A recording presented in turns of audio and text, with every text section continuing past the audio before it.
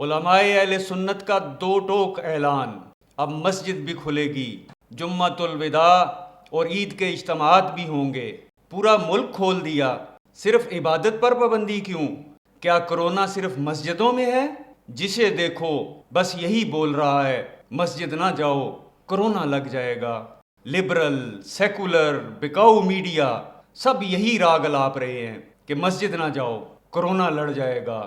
گلیاں بازار سب کھل گئے، شاپنگ مال بھی کھل گئے، تجارتی منڈیاں بھی کھل گئیں، بازاروں مارکیٹوں میں رش ہی رش ہے، نہ ماسک نہ سینیٹائزر نہ احتیاطی اقدامات۔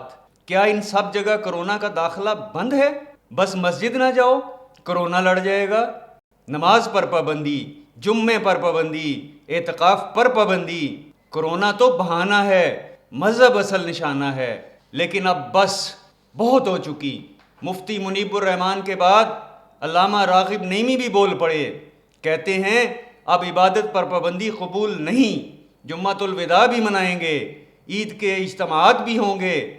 بکاؤ میڈیا اور ڈالر لینے والوں، اب بھی وقت ہے، مساجد کے خلاف پروپیگنڈا بند کرو، رب کی بارگاہ میں جھک جاؤ، توبہ کرو، استغفار کرو، کیونکہ نجات رب کے حضور جھکنے میں ہی ہے۔